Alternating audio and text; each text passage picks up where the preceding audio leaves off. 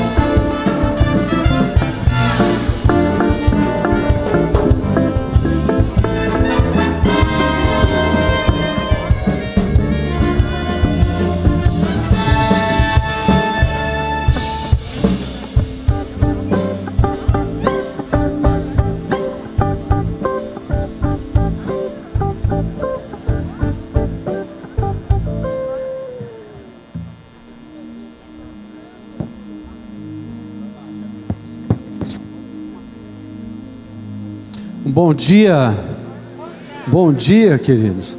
Alguns aqui já estão me dando bom dia pela segunda vez, né?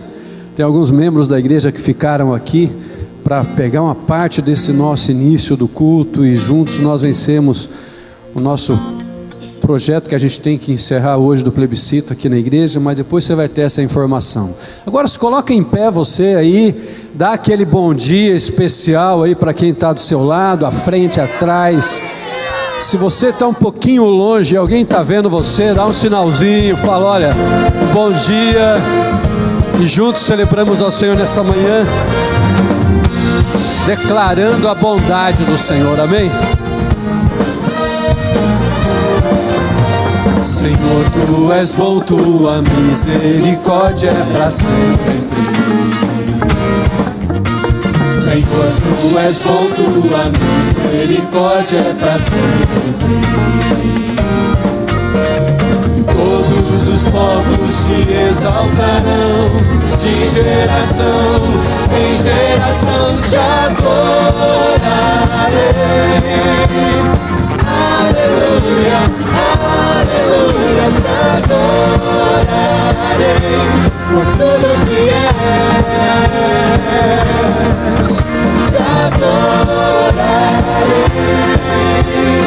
Aleluia, aleluia, te adorarei por tudo que és. Senhor, Tu és bom, Tua misericórdia é para sempre. Senhor, Tu és bom, Tua misericórdia é para sempre. Todos os povos se exaltarão, de geração em geração te adorarei. Aleluia, aleluia, te adorarei por tudo que és, te adorarei. Aleluia, aleluia, te adorarei por tudo que és. Deus é bom.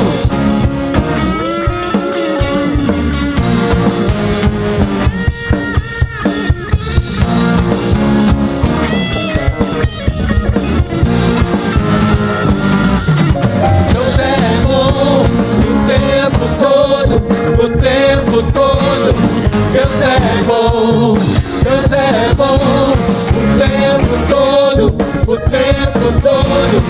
Deus é bom, Deus é bom o tempo todo, o tempo todo.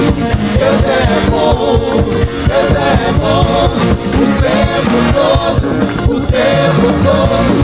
Deus é bom. Só você.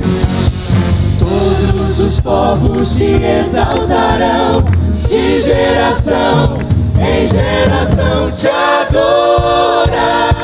Aleluia. Aleluia, aleluia, te adorarei por tudo que és, te adorarei. Aleluia, aleluia, te adorarei por tudo que és, por tudo que és, por tudo que és. Deus é bom. Aleluia. Deus é bom. Deus é muito bom. Amém.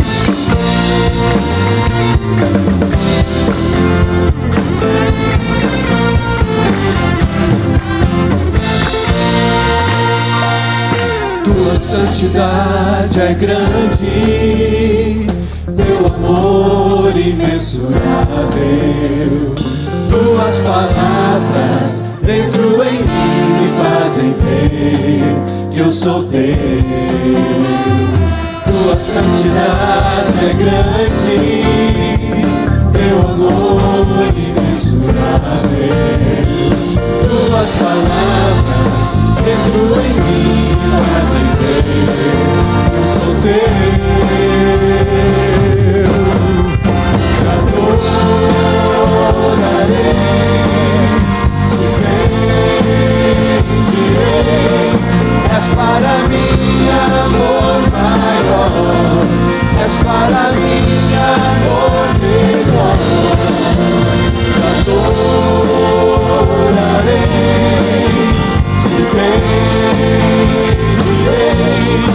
És para mim amor maior, és para mim amor melhor.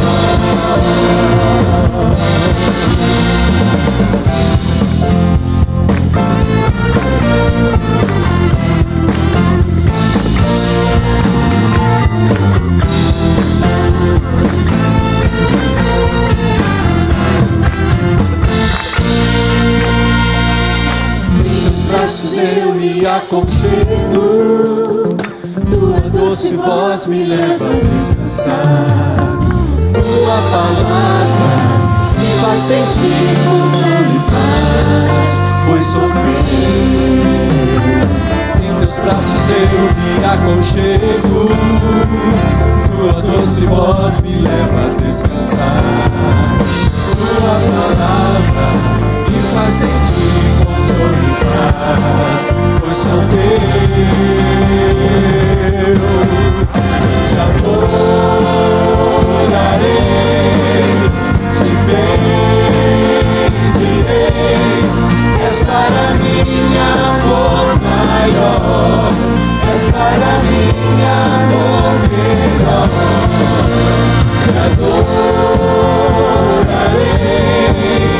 te bendirei.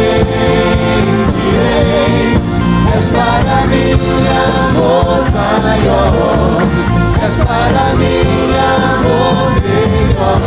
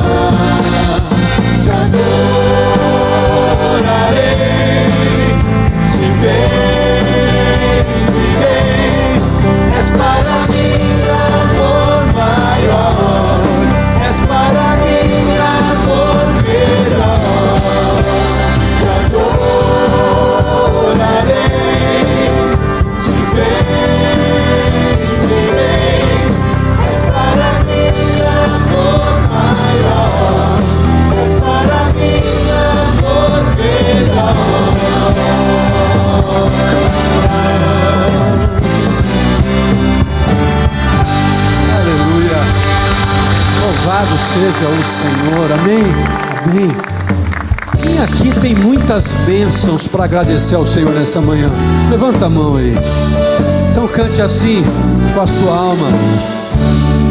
Se da vida as ondas agitadas são, se desanimado julgas tudo vão, contas muitas bênçãos, conta cada vez, mas de ver surpreso quanto Deus já fez. Quantas bênçãos dizem quantas são, recebidas da divina mão, uma, conta cada vez, mas de ver surpreso quanto Deus já fez. Seja teu conflito fraco ou forte aqui, não te desanimes, Deus será por ti. Seu divino auxílio derrotando o mal, te dará consolo e paz. Só você contando as bênçãos. quantas bênçãos dizem quantas são, Uma, recebidas da divina mão, uma, conta cada vez, mas de ver surpreso quanto Deus já fez. Quantas bênçãos dizem quantas são, recebidas da divina mão. Uma, conta cada vez, mas de ver surpreso quanto Deus já fez.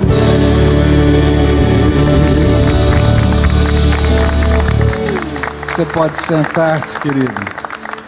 Tem algumas comunicações importantes para você. Se você está nos visitando hoje, aí na frente do seu banco tem uma fichinha, você pode preencher essa fichinha.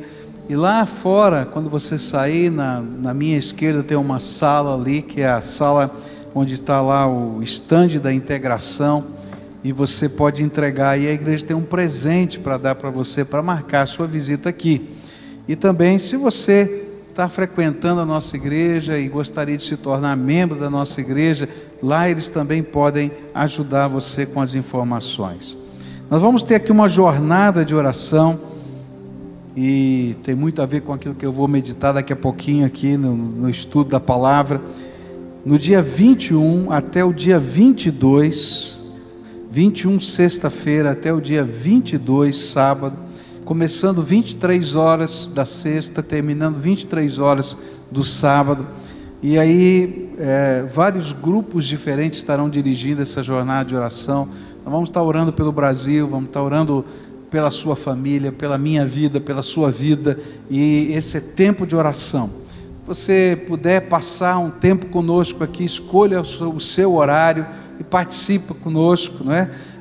Durante essas 24 horas a gente vai estar aqui, pessoas vão estar aqui adorando a Deus, e começando na sexta-feira. Nós temos apoiado esse abaixo-assinado contra a corrupção, que é na verdade um pedido para mudança nas leis do Brasil, para transformar a corrupção em crime hediondo. Se você acha que a gente precisa disso, não é? Então pega lá o formulário, preenche para você, leva lá no seu condomínio, preenche, traz de volta para a gente poder encaminhar. Queria também lembrar você dos dias 27, 28 e 29, começando na quinta-noite. Quem vai estar pregando aqui na quinta-noite, você não pode perder. É um dos melhores pregadores, eu considero o melhor pregador do Brasil na atualidade, que é Hernande Dias Lopes, né? É fera, ele vai estar falando sobre família quinta-feira à noite, não precisa de inscrição, você pode vir assistir o culto da quinta-feira, e eu queria convidar todos vocês, não essa quinta, dia 27, tá? Você não pode perder, vale a pena. Ele vai estar falando na quinta-noite, na sexta de manhã, no congresso. Aí sim, no congresso, durante o dia você tem que fazer a sua inscrição, as noites são livres, você pode assistir conosco aqui, mas vale a pena participar do congresso de encorajamento da família. Todos os homens, fiquem de pé aí, por favor. Quero ver os homens. Isso. Olha, no dia 19 de setembro, você tem uma programação imperdível, tá? A gente vai estar tendo o congresso do Holy Hour lá na FIEP e vamos ter 4 palestrantes naquele dia. Primeiro, proteção da sociedade para além da ética, com Deltan Dallagnol, que é um dos procuradores da Lava Jato. Ética e sucesso na carreira, com o João Branco. Conceitos e preconceitos da ética cristã, com William César Pereira. E ética no mundo esportivo, com o pastor Armando Bispo, da Igreja Central de Fortaleza. Você tem que estar aqui, Igreja Batista Central de Fortaleza. Então, dia 19, lá na FIEP, tá? Então, esposa, dá um chute na canela do marido. Fala, vai lá que é bênção, tá bom? Pode sentar, querido, tá? Esses são os comunicados que eu queria passar para você hoje aqui. Esse é o momento quando nós celebramos a Deus os nossos dízimos e as nossas ofertas. E a palavra de Deus, ela vai nos ensinar a respeito de vários assuntos. E a gente vai aprender que o dízimo não é uma maneira de a gente comprar Deus. Por isso Jesus, quando fala sobre o dízimo, ele diz exatamente o seguinte: ele faz uma crítica aos escribas e fariseus que davam o dízimo do endro, do cominho e da hortelã, que dava no fundo do quintal. Quem já plantou hortelã vai entender o que ele estava falando. Porque hortelã é uma praga. Você planta uma, quando você vê o canteiro inteiro está cheio de hortelã, não é verdade? E aí é como se Jesus estivesse dizendo: olha, esse povo é tão sério para dar o dízimo, que mede quanto cresceu o hortelã de um mês para o outro, e dá o dízimo do que cresceu, tá?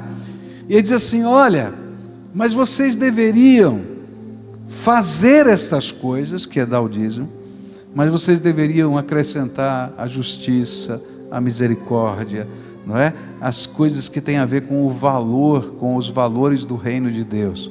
E o que a Bíblia está ensinando é que adorar a Deus e servir a Deus é um todo. A minha vida pertence ao Senhor. Eu o sirvo com a integridade do meu coração e da minha alma. E servindo ao Senhor com integridade de coração e alma, eu vou viver justiça, misericórdia, bondade de Deus, proclamação do Evangelho, e vou dar o dízimo também, porque isso faz parte desse todo que a gente coloca na mão de Deus, porque a gente entrega tudo, a vida inteira, na mão do Senhor. Então eu queria desafiar você que veio preparado hoje para consagrar ao Senhor o seu dízimo e a sua oferta, não como uma moeda de troca, não como comprar Deus, não como comprar a bênção, mas como parte dessa vida nova que você tem em Cristo Jesus, onde Ele é o Senhor de tudo na sua vida. Então que voluntariamente você viesse aqui à frente e consagrasse ao Senhor, nos gasofiláceos espalhados pela igreja, o seu dízimo e a sua oferta alçada. Adoremos ao Senhor.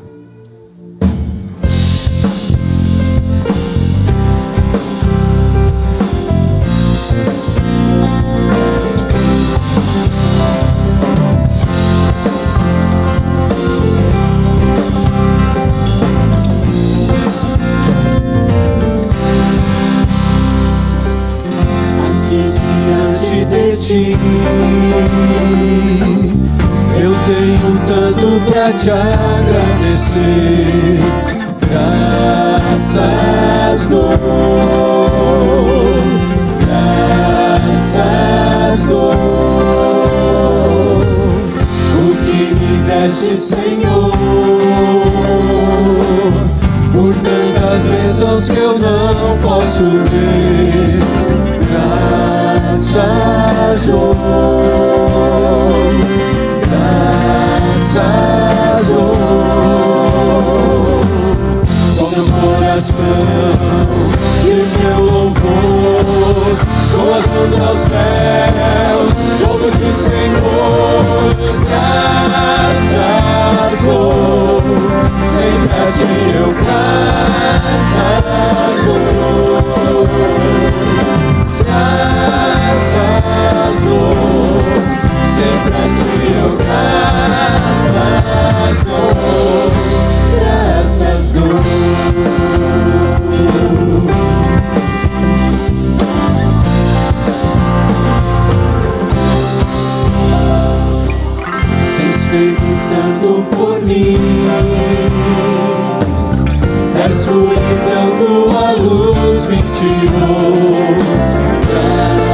graças dou, graças dou, por teu amor e perdão, por meus pecados levados na cruz, graças dou, graças dou, com meu coração e o meu louvor, com as mãos aos céus, louvo-te, Senhor, graças dou, sempre a ti eu graças dou, graças dou, sempre a ti eu graças dou, graças dou.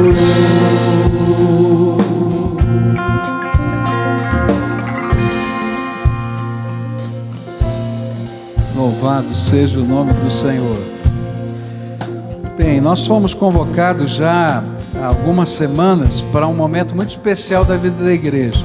A cada 3 anos, todos os pastores, eles colocam o seu cargo à disposição da igreja, e a igreja, através de um plebiscito, através de uma votação, ela nominalmente decide se ela quer ou não a permanência do pastor no exercício da sua missão. Esse é um privilégio muito grande que faz parte do nosso jeito de ser batista, não é? Eu tenho muito orgulho de ser batista, porque nós temos o privilégio de, através das assembleias, tomarmos decisões das mais importantes na vida da igreja, não apenas a questão da presença do pastor, da permanência dele na sua função, mas outras decisões. E cada 2 meses a igreja se reúne em assembleia regular, onde todos os planos da igreja são votados, como se fosse um condomínio. A gente pode estar lá, reúne, fala, propõe e assim vai. E hoje é o dia que foi convocado para a gente colocar esse plebiscito. Agora, existe uma coisa que a gente vai ter que fazer agora, que é a verificação do quórum. Existe um quórum mínimo para instalar a assembleia. E esse quórum mínimo é de 1.100 membros da igreja, tá, presentes. A gente tem normalmente nos nossos auditórios cerca aí de 40%, às vezes até 50% de pessoas que frequentam a nossa igreja, mas que ainda não são membros.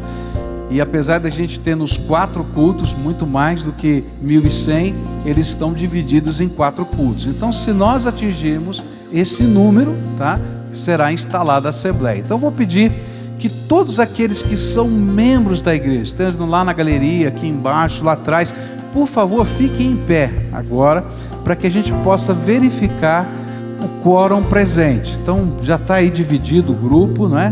Não senta não, tá? Todos os que são membros. O que é membro da igreja? Aquele que foi recebido em assembleia, aquele que foi batizado aqui nessa igreja, foi recebido em assembleia, aquele que veio por transferência e foi recebido aqui em assembleia, aquele que veio por reconciliação ou aclamação, mas também foi recebido em assembleia. Esses que estão arrolados como membros da igreja são aqueles que podem votar e devem votar nessa hora.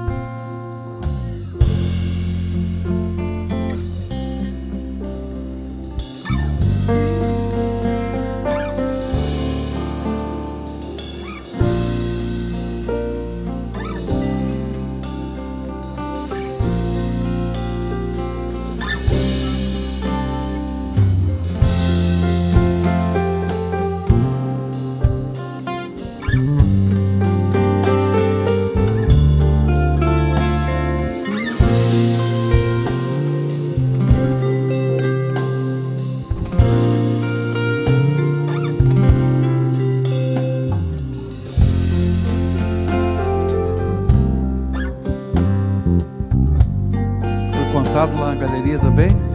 O pessoal pode sentar na galeria? Pode, então tá, já foi contado.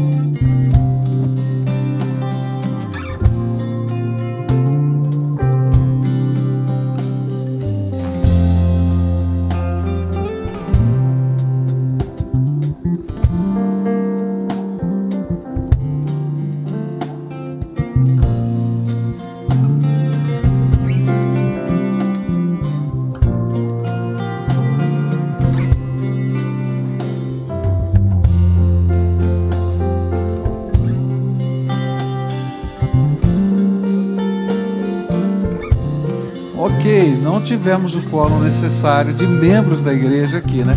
Ó, essa é uma razão para você se tornar membro da igreja, né? Tem muita gente que ficou sentada. Faltou cerca de 30 pessoas para a gente conseguir o quórum, tá? Hã? O coral foi contado, não foi? Foi todo mundo contado, tá? Mas aqui no plenário nós não temos hoje, tá? Infelizmente. Obrigado àqueles que permaneceram do primeiro culto conosco aqui, né? E agradeço aí a presença dos irmãos. Vamos continuar adorando a Deus. Agora a gente vai ter que aprender a se organizar diferente, né? Queria convocar você para estar à noite aí. Quem sabe agora à noite eu consigo fazer, não é? Essa assembleia, senão eu não sei como é que a gente vai fazer, porque todo mundo vai perder o mandato dia 20 de outubro, melhor, 20 de agosto, né? Então eu quero só ver como é que a gente vai resolver essa questão legal, tá? Vamos continuar adorando a Deus? Então se coloca em pé, querido. Com meu coração e o meu louvor, com as mãos aos céus, louvo-te, Senhor. Graças dou, sempre a ti eu graças dou. Graças dou, sempre a ti eu graças dou. Graças dou, sempre a ti eu graças dou. Graças dou, sempre a ti eu graças dou. Graças dou.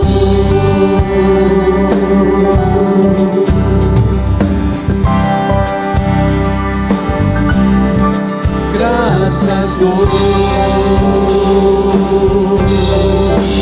Graças dou.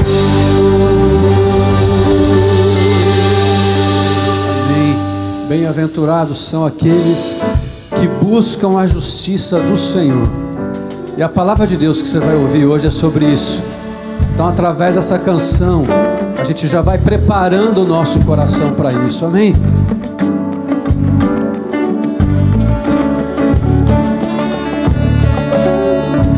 Bem-aventurado é o que está firmado em tua casa, aqueles que te louvam, cujo coração está no nosso Deus. Bem-aventurado é o que tem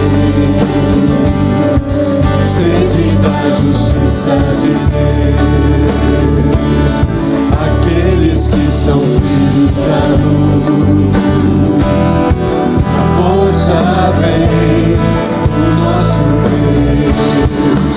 Ele é o reino sobre nós, ouve, ó Deus,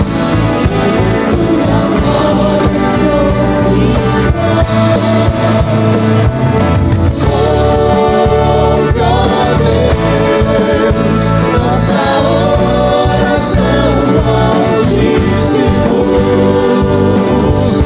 Sai esta nação, é o clamor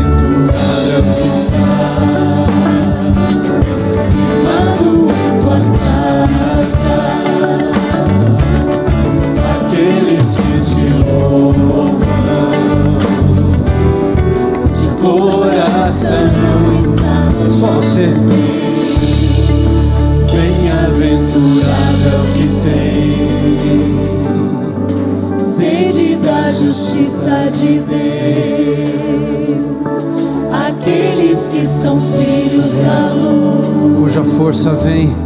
cuja força vem. Amém. Você pode declarar assim? Deus, que o teu reino venha sobre nós. Queremos a tua glória, Senhor. Queremos tua glória sobre nós. Ouve, ó Deus, nossa oração altíssimo. Sai esta nação, é o clamor da igreja que te adora. Ouve, ó Deus, nossa oração altíssimo. Sai esta nação, é o clamor da igreja que te adora.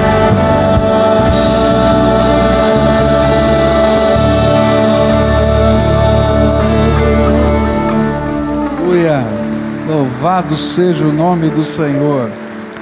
Nós vamos orar a Deus nesse momento, antes da gente meditar. Queria chamar aqui o Igor e a família dele, né, que tá? Estão aí? Não? Tá bom. Então depois chamo cada um deles. Nós vamos orar então. Pai querido, nós te agradecemos pela tua grandeza, pela tua soberania, pelo teu poder, pela tua presença entre os teus filhos, pela maneira tão preciosa como somos tocados e abençoados pelo Senhor.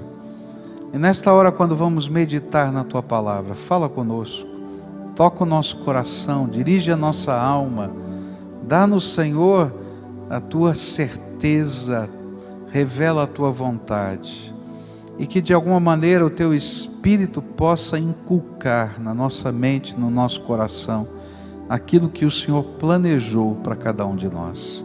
É aquilo que oramos e clamamos no nome de Jesus. Amém e amém. Você pode sentar-se, querido. A palavra do Senhor que nós vamos meditar nessa manhã está no livro de Amós.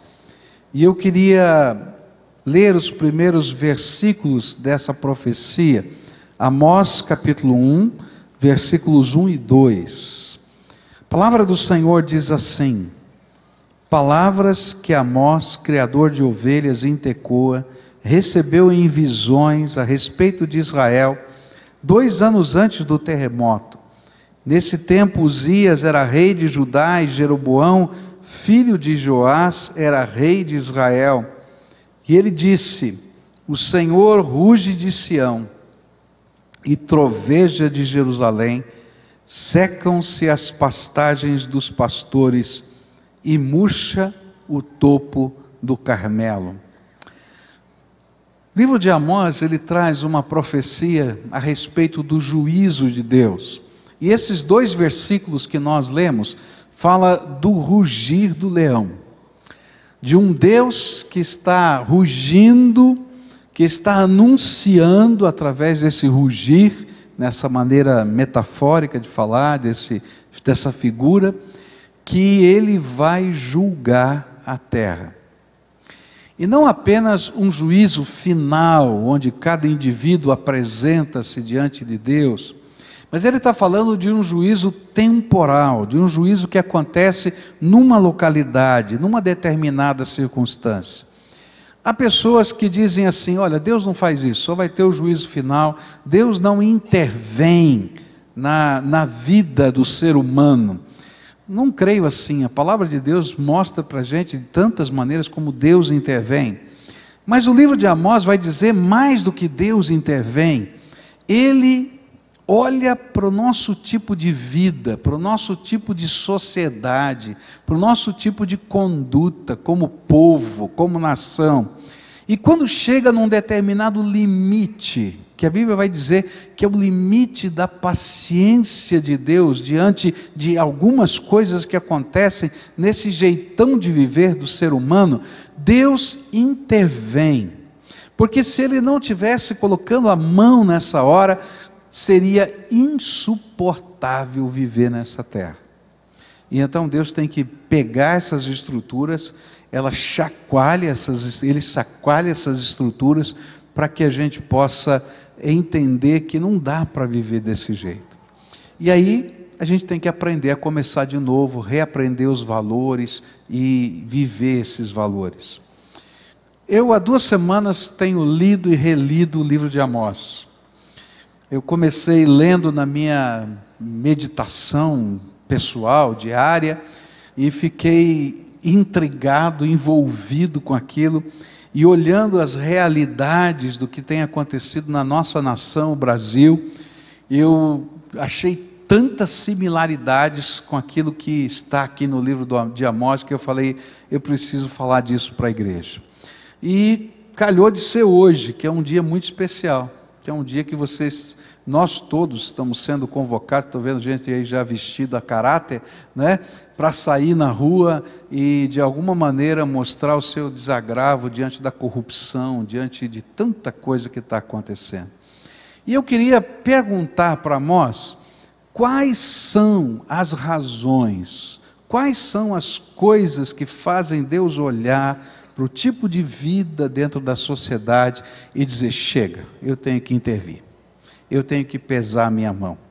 E eu queria aprender com isso, para a gente poder também ouvir de Deus quais são os recursos que a gente tem para mudar essa figura, essa situação que está ocorrendo também aqui no nosso país. Para que a gente possa entender o livro de Amós, a gente tem que entender um pouquinho do que está acontecendo na época deles, no tempo deles. Jeroboão era rei de Israel, Amós pertencia ao reino do norte, Israel, e foi um tempo de aparente prosperidade para o reino do norte, porque Jeroboão conseguiu controlar as grandes rotas comerciais. Ele montou um exército muito forte, e ele começou a controlar as rotas que faziam a ligação entre os 2 maiores poderes bélicos do mundo, que era a Síria e Egito. E essa rota comercial passava por dentro da Palestina. E também ele controlou uma outra rota comercial muito importante, chamada Rota Transjordânica, que atravessava o Jordão e ia para os outros povos do Oriente, naquela região. E ali passava então a mercadoria do mundo todo, praticamente ali, a exportação e a importação. Nesse contexto, eles recebiam impostos que eram cobrados por esses soldados nesse trânsito e faziam comércio. Mas de outro lado, aquela região do mundo não tinha tecnologia. E o que eles produziam na troca das coisas do comércio eram os produtos agrícolas ou pastoris. E como eles não tinham tecnologia, então o que era exportado dos países mais desenvolvidos custava muito caro e tinha que se ter dinheiro para poder pagar essa troca comercial. E então o que Jeroboão fez? Ele começou a encarecer os impostos da produção agrícola e pastoril para sustentar o seu exército e poder fazer essa troca de tecnologia. Isso representava o avanço do país. Quando eu falo em tecnologia, parece que é uma coisa extraordinária, mas naquele tempo a tecnologia que Israel não tinha era a produção de ferro. Então eles não tinham como ter uma faca, eles não tinham como ter um arado, uma lâmina, se eles não fizessem essa troca de tecnologia. Só que isso custava muito caro, então eles pegavam quase toda a sua produção para comprar o ferro, para comprar prata, para comprar o ouro, e assim vai acontecendo. Isso gerou um aparente desenvolvimento da nação, mas com um grande empobrecimento das pessoas, porque a tributação era muito grande para poder sustentar a máquina governamental. É nesse contexto que Amós começa a mostrar o que acontece no meio desse conjunto que representam os desvalores da vida que vão corromper essa sociedade.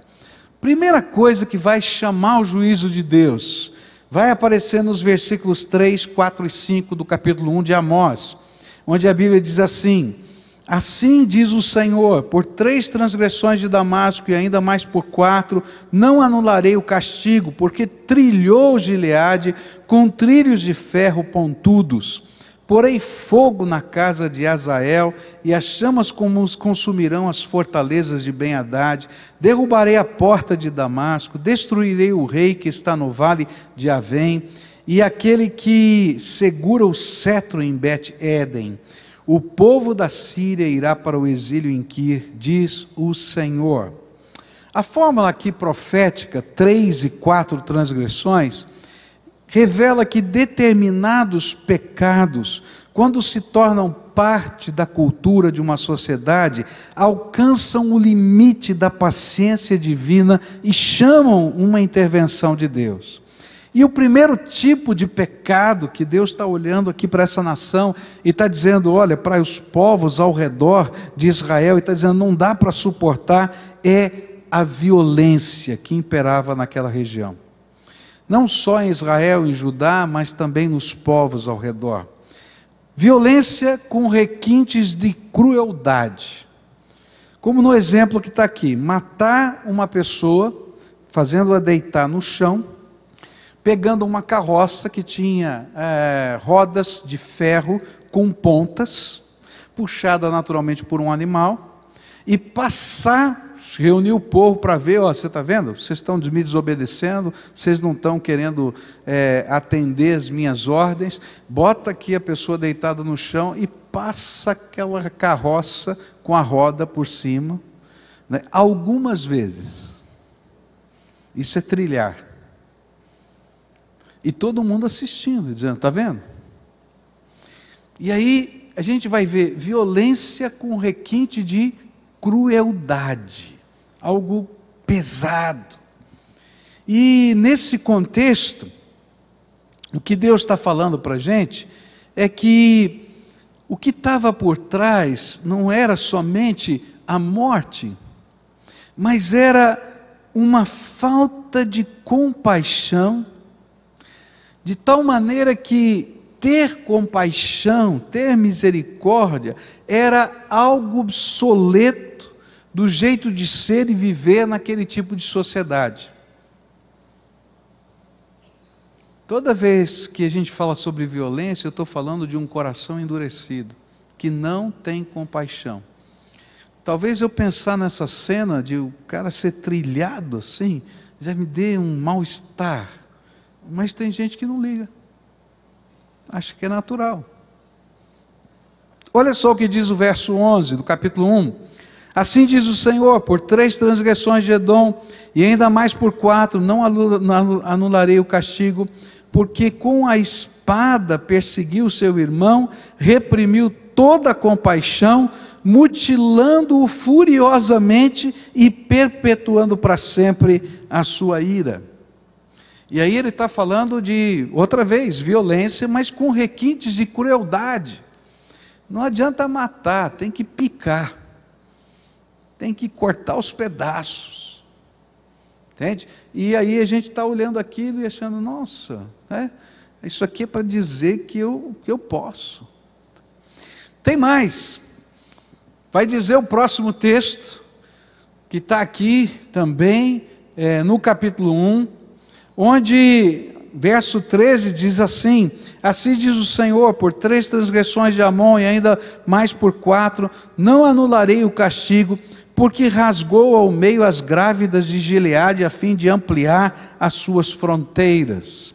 Isso era uma prática militar, eles davam um ultimato para uma cidade, a cidade não atendia esse ultimato, eles diziam assim, eu vou exterminar a sua geração. E aí quando eles conseguiam conquistar aquela cidade, eles pegavam todas as mulheres grávidas da cidade, chamavam todo o povo para assistir e começavam a abrir a barriga de uma por uma, não é? Matá-las abrindo a barriga de tal maneira que o feto caísse no chão. E todo mundo tinha que assistir. Requintes de crueldade, porque o povo perdeu a compaixão. Quando eu li esse texto, eu fiquei lembrando de algumas cenas acontecidas aqui no Brasil, e que a gente vai vendo como a compaixão vai se perdendo, e que faz parte do contexto social, e que a gente às vezes até escuta as notícias, diz que coisa horrível, mas não incomoda mais. Você deve ter visto uma notícia recente de um trem passando por cima de uma pessoa que já estava caída na linha, não é? E a ideia era a seguinte: não tem problema, está atrasando todo mundo aqui, passa por cima de novo que já está morto mesmo, não vai fazer diferença nenhuma. Essa é a lógica. Mas sabe o que é que está por trás? A falta de compaixão. Eu não sei se você assistiu a entrevista da mãe do menino falando. Eu disse, como é que é possível fazer isso? Não tem o mínimo de respeito e compaixão. Você está entendendo? Violência representa falta de compaixão. Agora, eu fiquei lembrando de uma série de fatos que saiu na mídia aqui do nosso país, onde assassinato virou agora sinônimo de esquartejamento. Você lembra do zelador que foi levado para a casa do cidadão? O homem mata o zelador em casa, pica o homem em pedaços, coloca dentro da mala, leva para não sei onde, lá para queimar na churrasqueira. Fez churrasquinho do homem. É sério. Lembra de um outro empresário em São Paulo que a esposa também matou, picou e espalhou os pedaços pela cidade? Requintes de crueldade, quando a gente perde a compaixão. Fiquei lembrando de um latrocínio que aconteceu aqui no nosso país, né? Onde tacaram fogo numa dentista. Lembra disso? Mataram, jogaram fogo, botaram fogo na pessoa. Requintes de crueldade. Agora, eu posso falar dessas coisas, mas essas saíram na mídia, estão aí, mas isso está acontecendo quase todo dia. Nas regiões de tráfico de droga do nosso país, seja nas grandes cidades ou nas pequenas cidades, onde tem o X9, o delator. E aí eles pegam essa pessoa, colocam pneus nela e botam fogo, e fazem dela uma pira humana, para todo mundo saber que não pode ser delator. Toda vez que uma sociedade perde a compaixão e convive com essas coisas, e até acha que é natural, ou então constrói os seus guetos e diz, vivam isso lá, mas não venham aqui para a rua. Deus tem que olhar lá de cima e dizer, não suporto a violência nessa terra. Eu fiquei pensando que é tão horroroso para a gente hoje, e naquela cultura, você matar um feto era uma coisa tão violenta, tão horrível. Mas, queridos, você já parou para pensar nesse país o que acontece com os abortos legais e ilegais?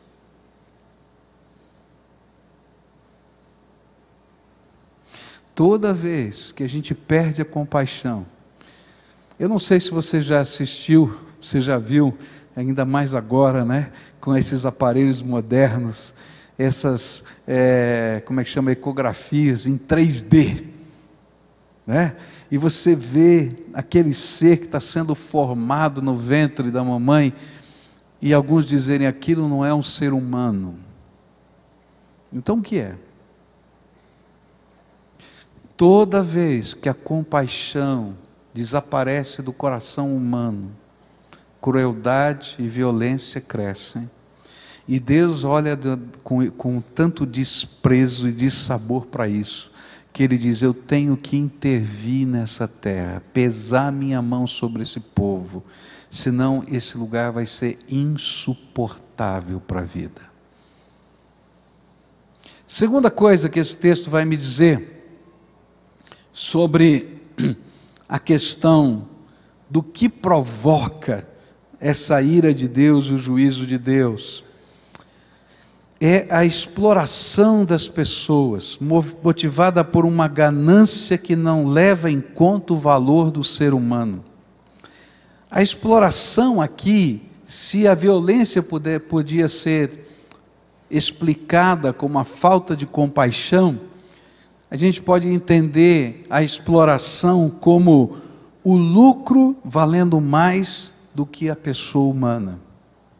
E olha só o que a Bíblia diz, capítulo 1, versículo 6, verso 9 também. Assim diz o Senhor: por 3 transgressões de Gaza, ainda mais por 4, não anularei o castigo, porque levou cativas comunidades inteiras, as vendeu a Edom. Verso 9, assim diz o Senhor: por 3 transgressões de Tiro, e ainda mais por 4, não anularei o castigo, porque vendeu comunidades inteiras de cativos a Edom, desprezando irmãos. O que está acontecendo aqui naquele tempo é que, por causa da ânsia pelo lucro, algumas destas forças militares dominavam comunidades inteiras e faziam toda a comunidade, homem, mulher, criancinha, quem quer que fosse, escravos, e levavam para outras comunidades e as vendiam como escravos, e não importava se aquela comunidade era ou não era de patrícios seus, eram às vezes da mesma nação, simplesmente era um povo que podia ser dominado, e aí faziam o tráfico humano. Você já ouviu falar de tráfico humano? Já ouviu falar no Brasil de tráfico humano também? Quando o lucro vale mais do que a pessoa humana. Eu estava meditando nesse texto e fiquei pensando, quando o lucro vale mais do que a pessoa humana, e eu fiquei pensando, quantas vezes eu vi brigas entre irmãos e entre família por causa de herança. E gente, às vezes a herança é uma porcaria. Você já viu? Quantas vezes a gente vê pessoas amigas de 20, 30 anos, que são sócias, brigando porque houve engano, mentira e roubo entre elas. Verdadeiros golpes. Porque na verdade um só está olhando para as suas soluções financeiras e não para aquilo que vai acontecer no coração do outro e na vida do outro.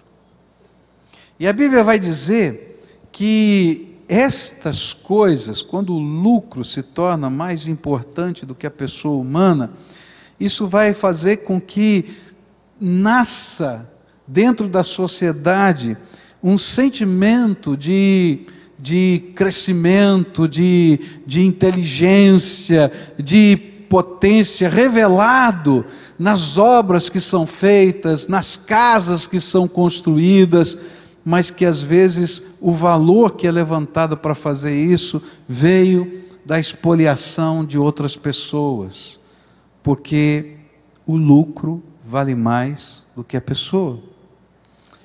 Capítulo 4, verso 1, diz assim: ouçam esta palavra, vocês vacas de Bazã, que estão no monte de Samaria, vocês que oprimem os pobres e esmagam os necessitados, e dizem aos senhores deles: tragam bebidas e vamos beber. Isso aqui é uma figura de linguagem, vacas de Bazã, falando das mulheres que eram riquíssimas, construíam casas de marfim, e que na verdade esse dinheiro que fazia com que houvesse essa opulência, vinha do lucro obtido sobre a vida de outras pessoas na sua família. E aí a gente vai ver essa dicotomia, onde grana vale mais do que gente, onde o desfrutar da vida, mesmo com o sofrimento dos outros, é o que importa. Onde eu sou tão importante que eu mereço isso, porque o outro é subalterno, por alguma razão. E aí Deus começa a olhar quando uma sociedade vê o lucro mais importante do que a pessoa, e Deus diz assim: não suporto esse negócio. E dá para a gente entender isso, porque a palavra de Deus diz assim, que uma alma vale mais do que o mundo inteiro. Então, se um Deus que olha para uma alma e vê que ela vale mais do que o mundo inteiro, está vendo gente trocar essa gente por um preço vil, Ele diz: eu não suporto essa gente nem esse lugar. E aí a Bíblia vai dizer que quando coisas assim acontecem, Ele precisa intervir para mudar esse cenário, porque isso está tão arraigado na cultura, no jeito de ser, que se Ele não realmente colocar a mão de poder, não vai haver mudança. Terceira coisa que esse texto vai me ensinar, terceira razão pela qual Deus precisa intervir, e Ele julga um povo, uma nação, um local.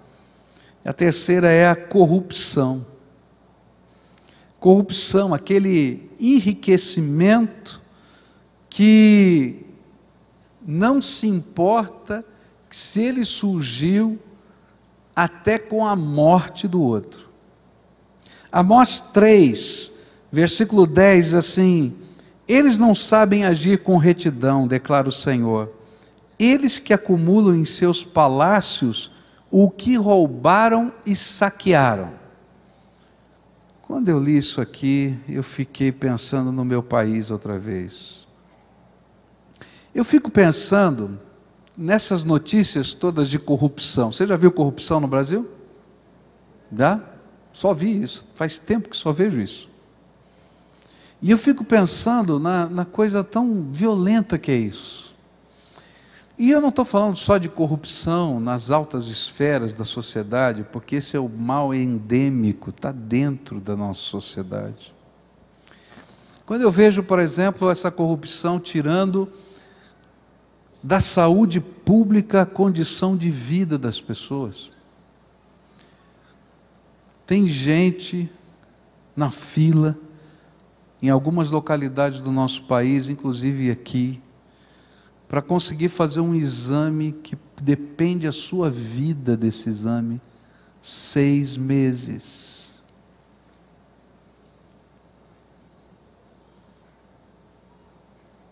E a razão é, não tem dinheiro.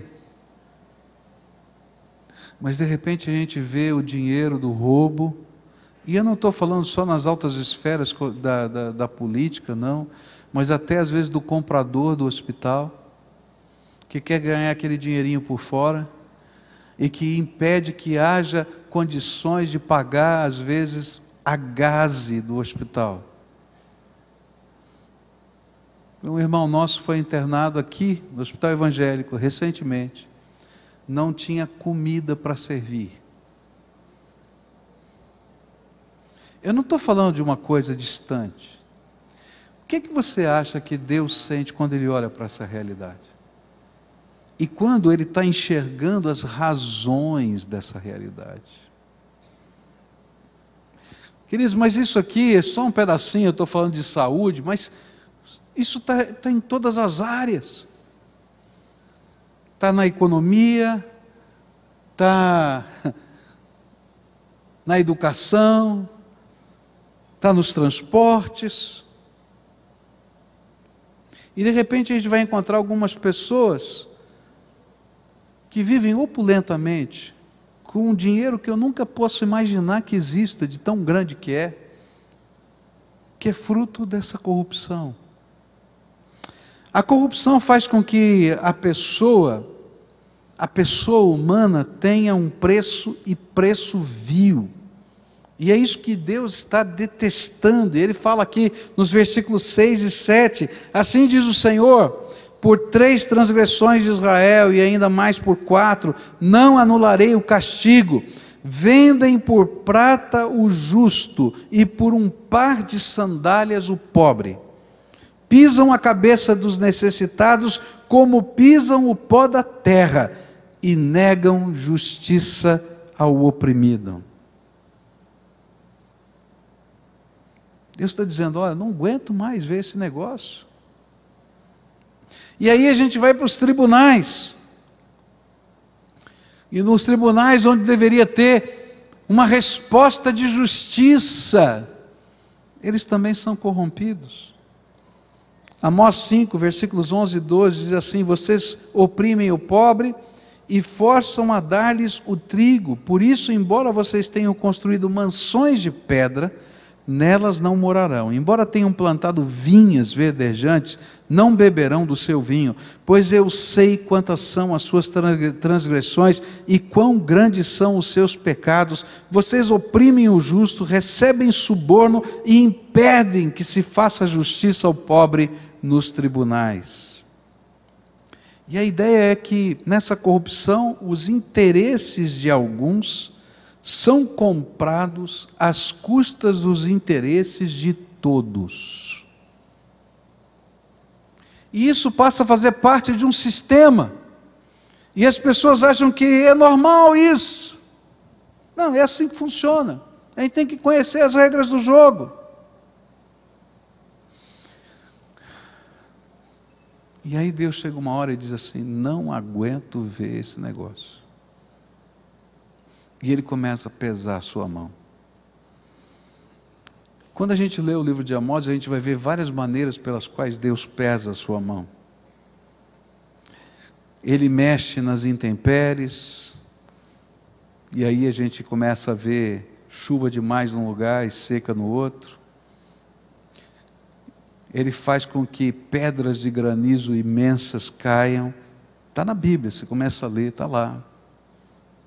Coisas que a gente diz não é normal, está acontecendo alguma coisa e Deus está dizendo: olha, eu estou pesando a minha mão.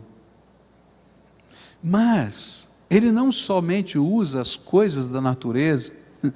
Eu sempre digo que todo Jacó tem o Labão que merece. Porque na Bíblia, né, a gente vai encontrar a história de Jacó e Labão. Labão é o sogro dele. E Labão é complicado. Jacó já era complicado, né? E Labão mais ainda. E aí ele vai lá e diz que quer casar com a moça. Labão coloca o preço do dote e ele diz: tá bom, eu não tenho dinheiro, mas eu trabalho para você 7 anos para ter essa mulher como minha esposa. E ele diz: tudo bem, está fechado, eu vou te dar alguma coisa, então faz lá um negócio, se for amalhado eu te dou como salário, se for não sei o quê. E ele vai mudando a regra toda hora, para que Jacó não possa ganhar nada e fique dependente dele o tempo todo. E quando chega a hora do casamento, ele entrega a mulher errada. E aí ele diz: Labão, o que você fez comigo? Você me entregou a mulher errada. Ele diz: não tem problema, trabalha mais 7 anos que eu dou a outra. Todo Jacó tem um Labão que merece.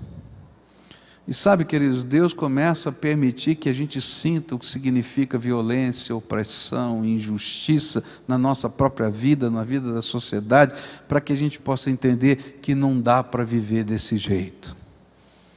E a gente deseje mudança.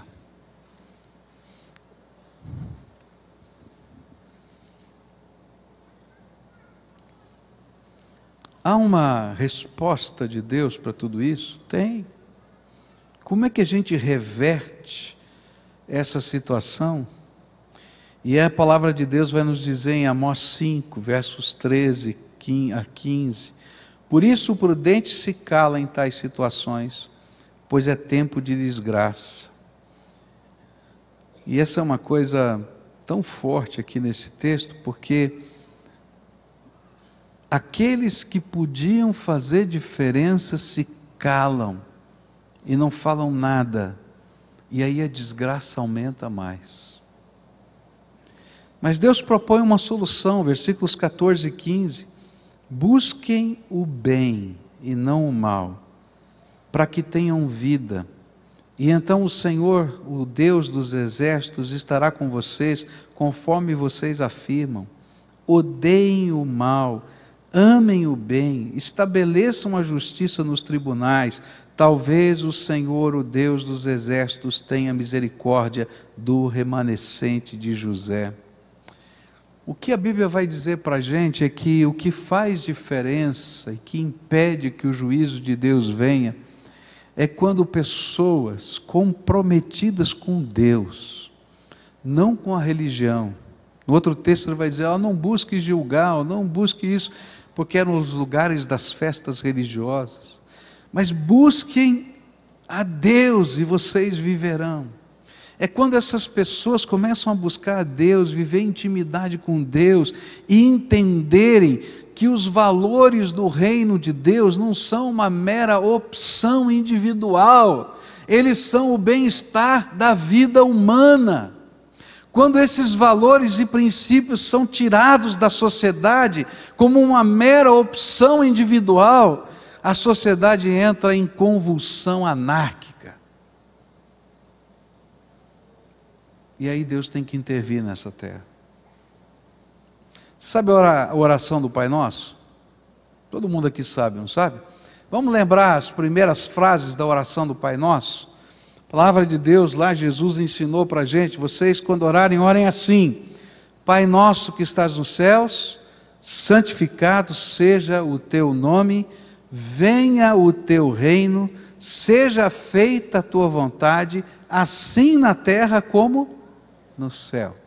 Sabe o que é que Jesus está dizendo para a gente? É o seguinte: quando eu oro, seja feita a tua vontade, assim na terra como ela é feita no céu, eu estou dizendo que esses valores imutáveis de Deus precisam fazer parte da vida no contexto do dia a dia da minha sociedade, porque senão vai ser insuportável viver.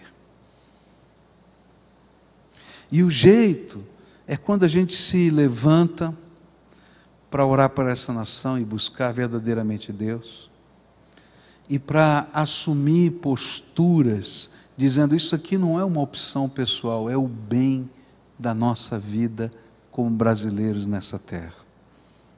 Isso aqui não é impor a religião para A ou para B, são os mínimos princípios de humanidade que precisam ser vividos, senão não há como viver numa sociedade. Se eu não crer nisso, se eu não lutar por isso, se eu não orar por isso, se eu não fizer algo a favor disso, tem alguma coisa errada. Porque quando aqueles que são capazes de enxergar se calam, a Bíblia diz que o que vem só desgraça.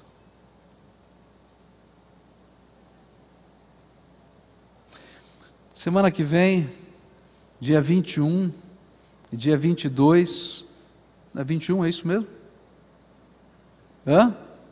É o dia da jornada de oração. 21? 21 para o 22, é isso? 21, 11 horas da noite, até o dia 22, 11 horas da noite. Então, de sexta ao sábado, 11 horas da noite, nós vamos estar aqui numa campanha de oração, orando pelo Brasil, orando pela sua casa, pela sua família, orando pelas nossas vidas. Porque, queridos, isso não é uma questão de conjuntura apenas política. Essa é uma questão de conjuntura dentro da família. Misericórdia a gente aprende em casa. Respeito a gente aprende em casa. Que as pessoas valem mais do que as coisas a gente aprende em casa.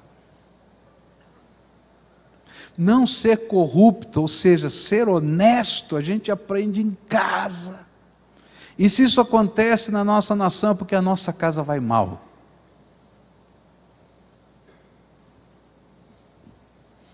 E aí a gente vai encontrar meninos, meninas, nossos filhos, não sabendo respeitar a autoridade, não sabendo respeitar o idoso. Essa é a realidade. A última coisa que eu queria colocar para vocês aqui, vou continuar essa mensagem de noite falando sobre a religiosidade de um povo assim, mas é a depravação moral. Amós 2, verso 7, diz assim: pai e filho possuem a mesma mulher, e assim profanam o meu santo nome. Numa sociedade onde os limites são sempre flexibilizados por uma ética situacional. Situação vai determinar o que a gente vai fazer. Não existem valores, depende do que está acontecendo. A gente vai descobrir que o que vai funcionar é o sentimento e o desfrute de prazer, como regra de vida. E numa sociedade onde sentimento e desfrute de prazer determinam as minhas condutas, a gente vai começar a ver uma depravação moral sem precedentes. Aqui no caso do texto, estava dizendo que pai e filho dormiam com a mesma mulher na mesma casa. Eu não sei se era a esposa do filho ou a esposa do pai, mas é disso que ele está falando. E de repente ele diz, mas como é que pode? Mas não é diferente do que está acontecendo nos dias de hoje. Você deve ter visto a mesma notícia que eu vi, que uma mãe postou nas redes sociais, depois que a filha completou a idade legal de maioridade, que desde pequenininha, ela e a filha eram amantes. Sexualmente amantes, e que agora que ela atingiu a maioridade, então ela divulgava isso publicamente para que acabasse o preconceito. Está aí, estou falando de coisa que está acontecendo hoje.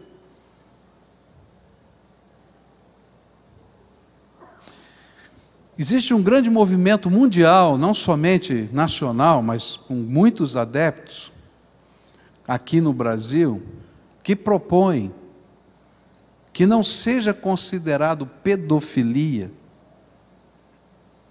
a relação sexual com crianças de 12 anos para cima que consensualmente desejem a relação.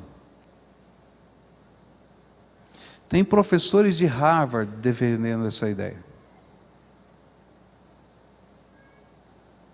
E os argumentos são esses. A gente tem que desfrutar. Não importa se a gente tem condição ou não de decidir, se a gente tem capacidade de avaliar, nem os danos que vão ser gerados na vida dessa pessoa no futuro. Mas eu estou falando de coisas que estão acontecendo hoje.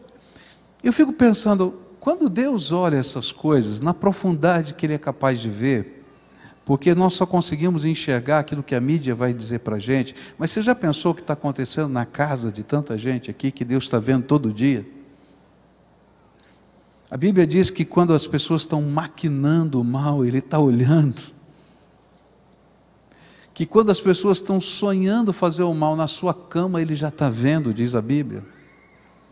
Deus vai olhar aquilo e dizer assim, só vou guardar isso para o juízo final.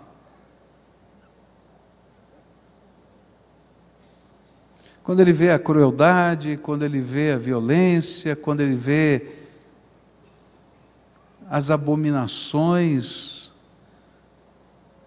as pessoas, a corrupção, a Bíblia diz que Ele não se cala, chega a um determinado limite, que eu não sei qual é, que só Deus sabe, que Ele determina. Se passar desse limite, eu vou intervir. E vou chacoalhar essa terra, para que haja condição de vida.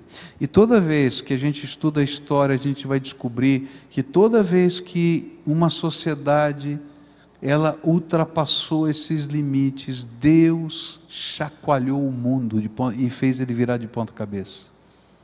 Há 70 anos atrás, a Europa foi destruída, porque o valor da pessoa humana foi colocado no lixo. E Deus teve que intervir.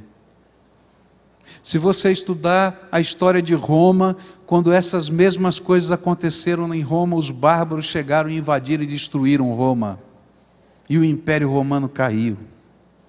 Se você estudar os impérios grego e persa, vai encontrar a mesma coisa. Se você estudar o Império Babilônico, você vai encontrar a mesma coisa. A cultura daquele tempo teve que ser chacoalhada pela mão poderosa de Deus. Queridos, que eu tenho sentido no meu coração essas semanas lendo esse texto é que Deus vai pesar a mão sobre a nossa terra. Agora, alguma coisa que a gente pode fazer, porque quando Deus pesa a mão sobre a terra, toda a terra sofre. Eu e você vamos sofrer juntos. O que a gente pode fazer é não apenas buscar as festas religiosas, mas realmente buscar a transformação espiritual e moral, primeiro na minha vida, e depois na vida dos nossos filhos e da nossa casa, e depois dessa nação. E não colocar isso como uma decisão pessoal, ou um arbítrio religioso, mas entender que isso aqui, sem isso aqui, não há condição de vida nessa terra.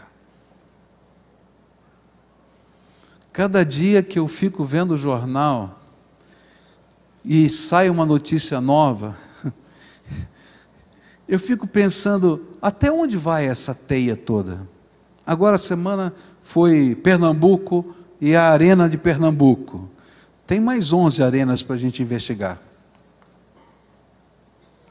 A mesma empresa. Gente, tem que haver uma mudança. Agora, onde ela começa? Ela começa comigo, começa na minha casa, começa na minha busca a Deus, começa na minha radicalidade. Queridos, não dá para ser flexível com valor, eu tenho que viver o valor radicalmente, senão ele não é valor. Todo valor que é negociado vira prostituição. Eu me prostituo quando eu vendo o meu valor. E é disso que a Bíblia está falando. Eu ia me dizer, mas o que eu tenho a ver com isso? Tudo. Porque essas coisas começam em mim. Passam para as pessoas que estão à minha volta. E eu me torno uma rede da graça de Deus abençoadora. Mas se eu me calar, as pedras vão clamar. E quando a Bíblia fala que pedra vai clamar, significa que há intervenção de Deus na terra. E de alguma maneira, a gente vai dizer, tem alguma coisa errada acontecendo aqui. Eu queria terminar esse culto orando junto com você, clamando a Deus pela sua vida, pela sua família, pela sua casa, pelo Brasil,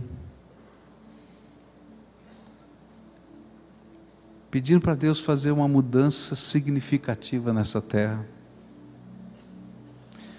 para que haja conversão, mas não só religiosidade. Sabe o que é conversão? É mudança de vida. A gente está indo num sentido, a gente muda de sentido. Mas para isso, coisas novas têm que acontecer no meio do povo. Eu sou povo e você é povo. E essas coisas precisam acontecer em nós. Queria convidar você para estar aqui conosco hoje à noite. Eu vou falar como essas coisas entram na religiosidade e Deus abomina o tipo de religiosidade que se vive nesses contextos. Porque às vezes a gente acha nesse grande embalo que está indo muito bem, mas Deus está dizendo, não é assim não, tem alguma coisa errada acontecendo aqui. Fica de pé agora para a gente orar. Queria convidar o Igor e a sua família para virem aqui, para a gente orar junto com eles. E queria orar com você. Dá a mão para quem está perto. Você já sabe como é que a gente faz aqui, né? Estende a tua mão para quem está perto de você e fecha aí o corredor para a gente orar pela nação, orar por você, orar pela tua casa, orar pelos teus filhos. O que vai ser dos seus filhos? O que vai acontecer com os seus netos? Se continuar desse jeito que está, tem que haver uma mudança.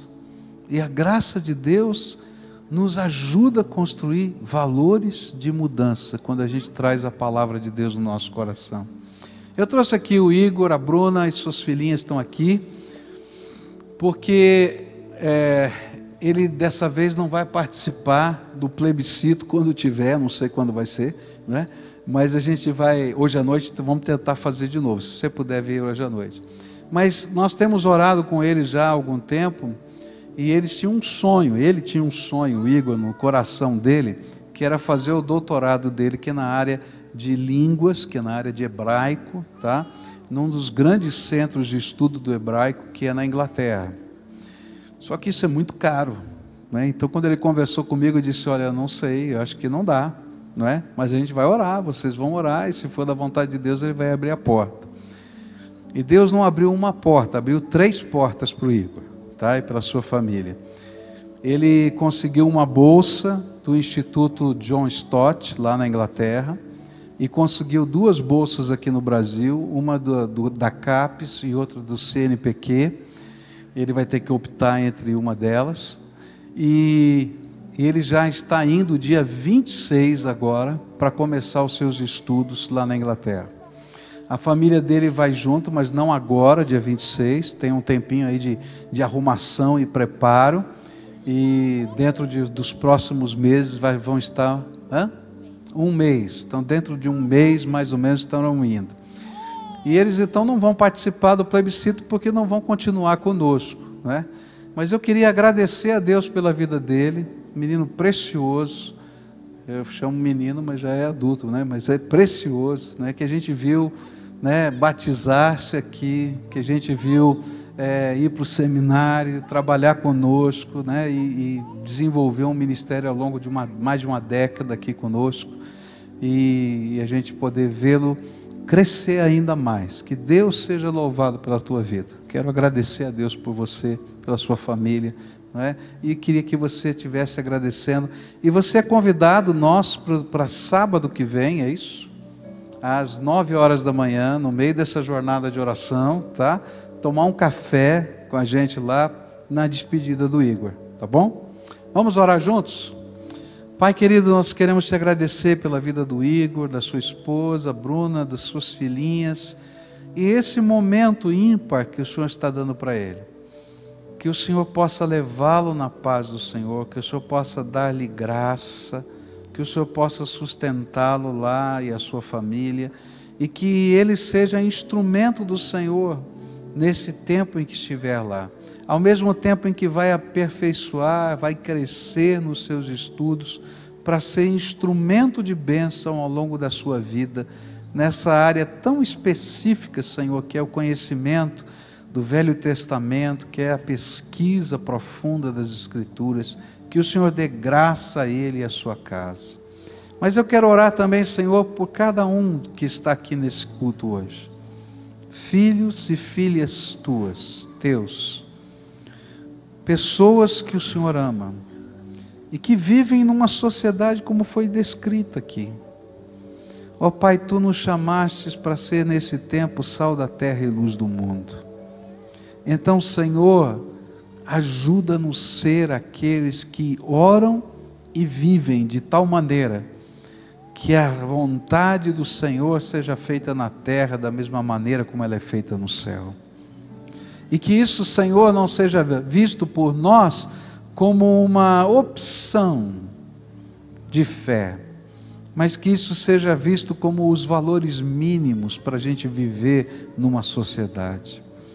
Ó Pai, que o Senhor tenha misericórdia da nossa terra, que o Senhor transforme essa nação, a começar pelos indivíduos, pelas famílias, pelas cidades, pelos estados, pela conjuntura nacional, mas que haja, Senhor, um mover de avivamento do Senhor nessa terra, com conversão genuína, com mudança de visão de vida, de tal maneira, Senhor, que aqueles que não creem no Senhor fiquem abalados pela firmeza de fé e coragem dos teus filhos.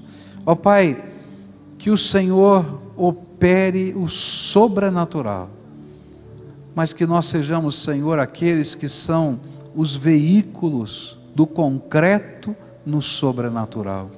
Que o Senhor nos dê a tua graça. Eu quero orar pelos filhos, pelos netos, pelas crianças desta igreja, destas famílias que estão aqui. Livra-os de todo o mal. Livra-os, Senhor, da violência. que está nas ruas. Livra-os, Senhor, de serem mercadoria de troca, para que a bênção do Senhor esteja sobre eles e sobre essa terra. Ó Pai, às vezes a gente não sabe nem como orar. O desejo que a gente tem é dizer: Senhor, tenha misericórdia, que não venha o teu juízo. Outras vezes a gente gostaria de orar: Senhor, faz um juízo seletivo. Mas a tua palavra nos diz que quando vem o teu juízo é para chacoalhar as bases da sociedade. Então, Senhor, a única coisa que nós podemos te pedir é misericórdia, Senhor. E a única coisa que podemos nos comprometer é sermos instrumentos de mudança. Ajuda-nos, Senhor, nessa missão. É aquilo que oramos em nome de Jesus. Amém e amém. Amém. Cante ao Senhor conosco para nós terminarmos esse culto. E eu quero convidá-lo para estar hoje à noite, por duas razões. O plebiscito, preciso fazer esse plebiscito hoje. É um membro da igreja, por favor, hoje à noite. E a segunda é para estudarmos a palavra de Deus, falando sobre a religiosidade desses dias. Bem-aventurado é o que está sentado em tua casa, aqueles que te louvam, cujo coração está no nosso Deus. Bem-aventurado é o que tem sede da justiça de Deus, aqueles que são filhos da luz. Sua força vem do nosso Deus, e o teu reino vem sobre nós. Queremos tua glória sobre nós. Ouve, ó Deus, nossa oração, Altíssimo. Sai esta nação, é o clamor da igreja, grite agora. Ouve, ó Deus, nossa oração, Altíssimo. Sai esta nação, é o clamor da igreja, grite agora.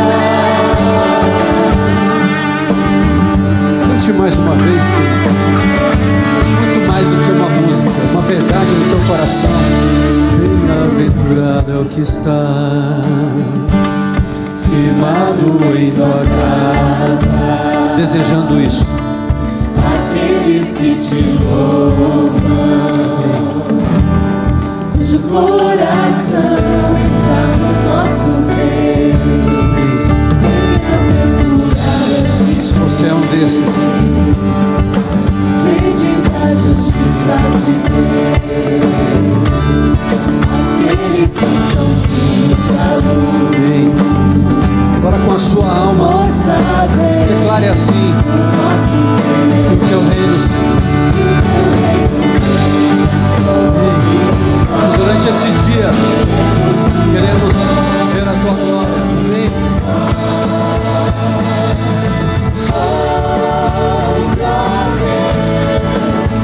Nossa oração, Altíssimo.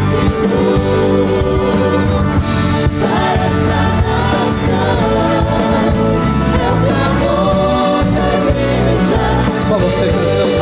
Agora, ouve, ó Deus, nossa oração,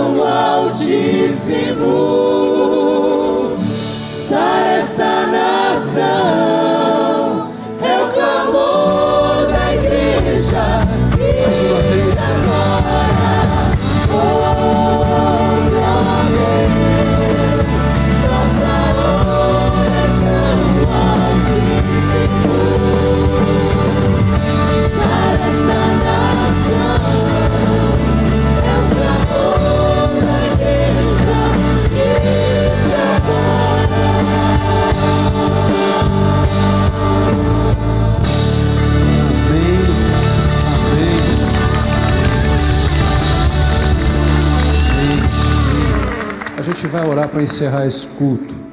Eu queria orar com vocês de uma maneira um pouquinho diferente. Não existe nada místico nisso. Mas você sabe mais ou menos a região pela qual você mora aqui dessa cidade? Sabe qual é? Então você vai virar para essa região, estender as suas mãos, e no exercício de fé, querido, não é que tem poder algum nisso, mas numa prática de fé, você falar: Senhor, sabe aquele prédio que eu moro? Sara lá as pessoas naquele lugar. Sabe o bairro que eu moro? Livra de tanta violência, tantas coisas que a gente tem visto acontecer nos locais que a gente mora, com as pessoas que muitas vezes estão próximas da gente. E que essa palavra do Senhor que a gente ouviu hoje aqui, querido, não seja mais uma palavra que você escuta, cai no teu coração, você fala: puxa, que palavra linda, nossa, que palavra pesada, nossa, o pastor estudou bem esse texto, foi profundo.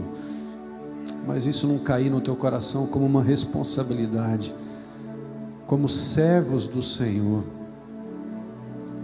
da missão que Deus colocou.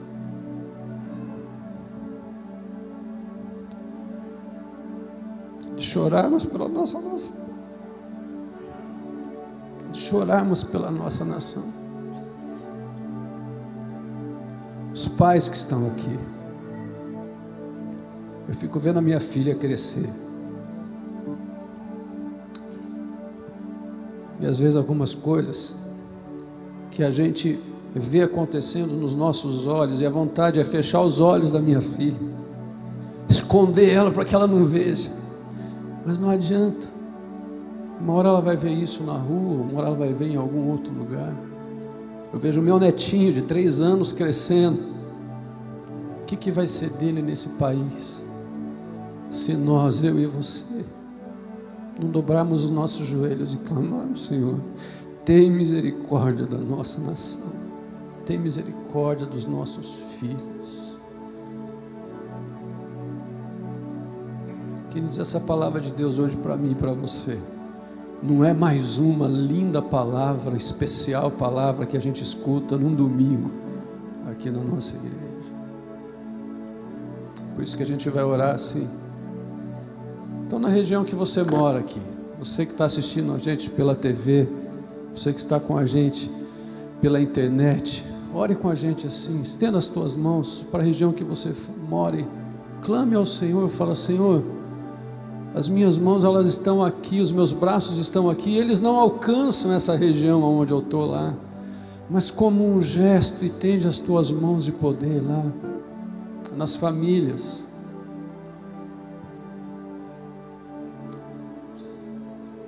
Onde estiver seu filho, sua filha, seu esposo, sua esposa, peça ao Senhor: Deus, alcança com a tua misericórdia.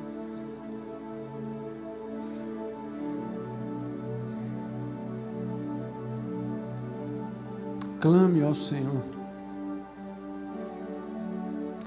sobre o que vai acontecer no nosso país nessa tarde,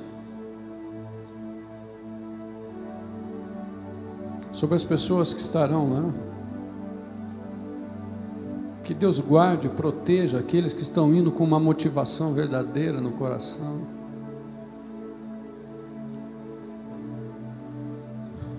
Pai querido, clamamos nesse momento a Ti. E quando eu disse muito mais do que uma canção, uma bela melodia, um belo arranjo, uma letra magnífica, mas que é uma oração pedindo a Ti que o Senhor possa sarar a nossa nação, que como povo do Senhor a gente faça a diferença aqui nessa terra. Tenha misericórdia da nossa nação, tenha misericórdia das famílias, das nossas famílias. Incomoda o nosso coração. Pai querido, que nessa jornada de oração que nós teremos aqui, nessa sexta e sábado, não seja cumprindo um protocolo religioso ou de vir orar em algum momento, mas que esse povo aqui, o nosso povo aqui da igreja, esteja aqui com o coração quebrantado diante da tua presença, dizendo ao Senhor e confessando diante do Senhor, perdoando os nossos pecados, mas alcançando-os com a tua misericórdia. Leve-nos em paz para a nossa casa, Pai, porque a nossa segurança plena está em Ti. Leva-nos em segurança para a nossa casa, porque em Ti é que nós podemos confiar todas as coisas, e que possamos ser amparados pelo Senhor. Que a graça, a misericórdia do Senhor, que a consolação do Espírito Santo do Senhor esteja sobre cada um de nós, e assim clamamos a Ti, em nome de Jesus. Amém, amém, amém, amém, querido. Não sai daqui sem desejar a graça de Deus para alguém. Você que é membro da igreja, se você puder estar à noite para a gente celebrar juntos e participar desse momento importante também do plebiscito na vida da igreja. Deus abençoe.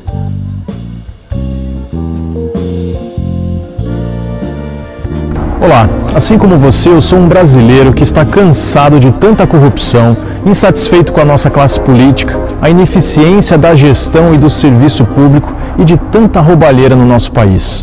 Nós já conseguimos os nossos direitos, pedimos impeachment, fomos para a rua e batemos panela, mas parece que eles não entenderam.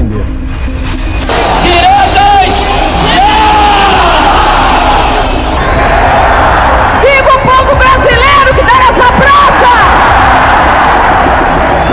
Os grupos que vinham de outros bairros da Zona Sul se encontraram com a passeata que seguiu por Ipanema até o final da praia.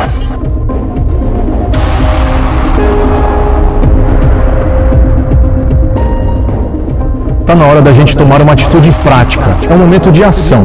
O Ministério Público Federal, com toda a sua experiência nas investigações e operações de combate à corrupção, propôs um projeto de lei para combater essa roubalheira e transformar a cara do nosso país. O projeto foi entregue na Câmara e adivinha, eles nem se mexeram.